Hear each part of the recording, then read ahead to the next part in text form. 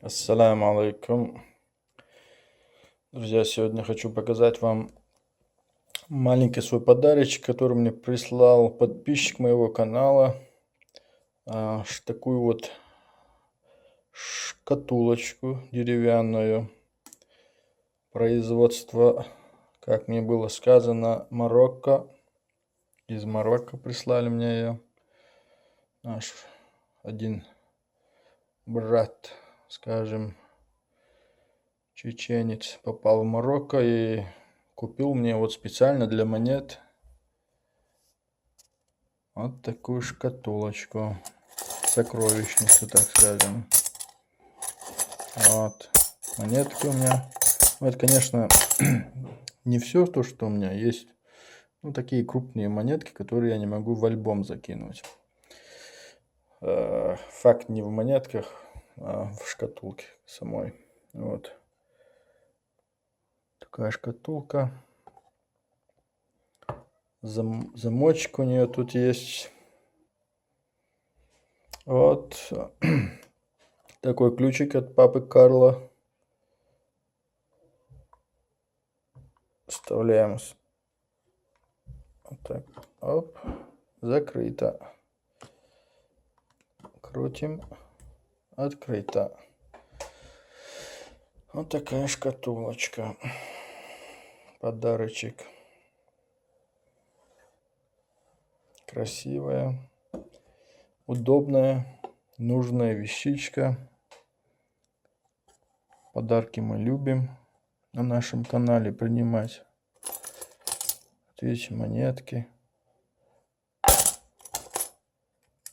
Вот Наполеончик. Моя самая любимая, так сказать, монета. Самого хорошего качества. 1856 года. Вот все это у меня хранится здесь. Вот. Доллары белорусские. Ну вот и все. Хотел поделиться вот презентиком своим. Так.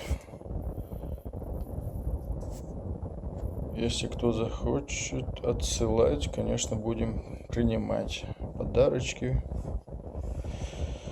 Вот наш брат, тот, кто мне прислал вот эту шкатулку, он сейчас хочет мне, иншаллах, купить, или как он сказал, помочь в приобретении нового аппарата, детектора.